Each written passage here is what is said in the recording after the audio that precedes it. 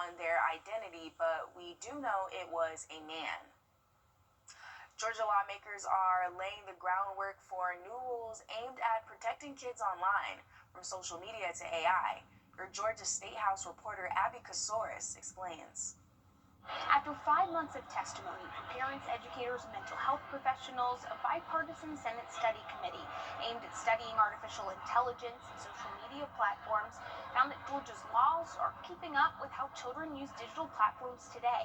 We're at a critical point where we can either turn this around or honestly, it's getting ready to get worse. Recommendations include expanding Georgia's bell-to-bell cell phone ban to high schools, limiting addictive design features, strengthening privacy protections for minors, and putting guardrails around AI use in schools. Republican Senator Sean Still says he expects pushback. And we are going to be going into battle with these giant multi-billion, trillion-dollar corporations. Technology companies argue decisions around screen time and AI should be left to families, warning state-level rules could limit innovations and create inconsistent regulation.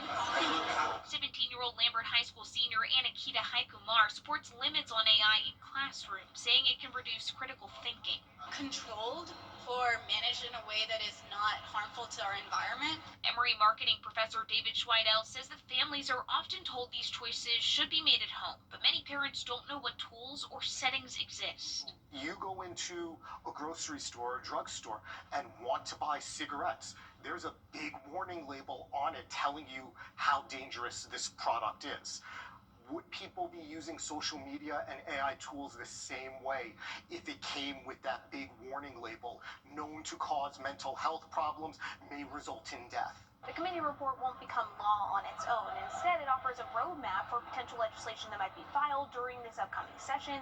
Lawmakers will be back here in January, still subject to public input, amendments, and debate. In Atlanta, I'm Abby Kasoris. These last few days have been especially tough on pets, with fireworks going off across the area. Alongside 4th of July, New Year's is a popular time when a lot of pets end up running off because they're scared. With local shelters already full, Zana Halliburton reports there are simple steps pet owners can take to prevent their pets from going missing in the first place. It's the sound of celebration. While many of us like to see and hear it, there are some who don't, including our furry friends. I think the best thing you can do is make sure that your pets are inside, safely, and make sure that they're microchipped so that in the case that they do get outside and get loose, somebody will be able to find them and get them back to you. Alice Dykes works at the SPCA Albrecht Center in Aiken. While they've adopted more than 1,300 animals this year, that doesn't mean they aren't still full. This year we've actually had a record number of animals come into our shelter and get adopted out. But every time that there's a flux of animals getting lost from their owners, it puts a burden on shelters anywhere when you get a bunch of intakes. She says the best thing you can do this holiday season is try not to let your pets get lost in the first place, but if they do, make it easier for them to be found. Microchips, keeping your phone numbers on a dog tag, anything you can do to try to make that animal identifiable. And if you are leaving, try to make your pet as comfortable as possible. A great thing to do, especially for dogs when it comes to fireworks, is leave a TV on with some white noise. I've heard of people putting like old sneakers in dryers and kind of just running that to have something to drone out the fireworks, things like that. That can really help with their mental health throughout it all. If you don't have a pet, Alice says the shelter usually has around 100 cats and 60 to 70 dogs you can adopt to expand your family in the new year. The SPCA does have a 24/7 pet microchip station in the front of their building. In the case you do come across a lost pet, you are able to scan them for a chip and receive information on how to contact its owner. Next, we introduce you to 98-year-old hairdresser from Batesburg, Leesville. Hear her secret to keeping her touch. And we do have some fall rain falling in Batesburg, Leesville, and all across the area this morning. We'll track that rain on radar after the break. Right now, we're taking a look back at your Friday. It was a nice warm day yesterday. The high all the way up to 64, but it's going to be cooler, a little bit rainy to start off the weekend. We'll have those details coming up. Kroger always always gives you Fresh for everyone. Check out this bird's eye view of the Augusta Mall from our Sky 12 drone this past week. Hundreds of cars crowding the parking lots as shoppers snag those after Christmas and New Year's deals. Chris, were you able to take advantage of any of those? I was out in the crowds. It's good to see those crowds kind of returning to the mall a little bit. Some good after Christmas deals out there. Maybe a good deal on some rain today, apparently.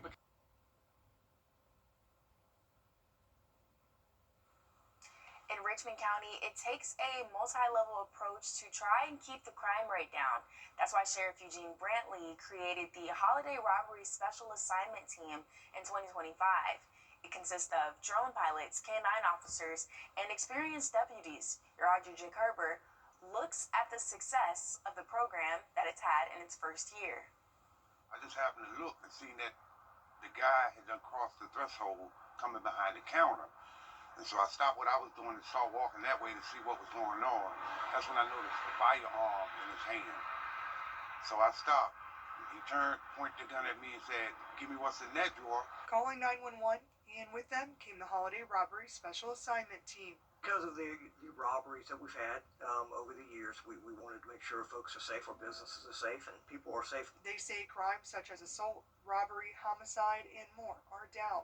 In 2024, there were 26 robberies at a business. In 2025, there were 18. But at a residence, it has dropped 45% from 2024 to 2025, going from 51 to 28. I think there's a need for a team like this at all times. Because them guys did a great job. Also noticing less crime, but hoping the team continues now that the holiday season is ending. There's a lot of crime happening, but it is down. It is down. We used to have a shooting over here like twice a week. And you can hear the gunshots. And I have grandkids that live with me, and I'll be afraid for them. They're still responding and preventing what they can. We had deputies that were having to look at calls pending and were alarm calls, and we had one where they saw an alarm call pending and started to go to that location because they knew that alarm didn't go off very much and caught a guy inside burglarizing it just right down the street at the Chevron. And wanting to show and for people to feel that Augusta is safe. Augusta is safe. Our folks go out of their way to make things better down here, and we've got good administration. We've got good deputies, and they're making partnerships are even getting better. The Richmond County Sheriff's Office will continue to monitor the area and are open to continuing a similar team throughout the year if needed. And we're looking back at some of the projects that shaped our community in 2025 and looking ahead to 2026 next. And here's a live look at First Alert Radar Network. We are talking about steady rain, mostly south of the Augusta area. Kind of a wet start to the weekend and a cool start as well, but there's a big warm-up on the way. We'll have a look at your 7-day forecast when we come back.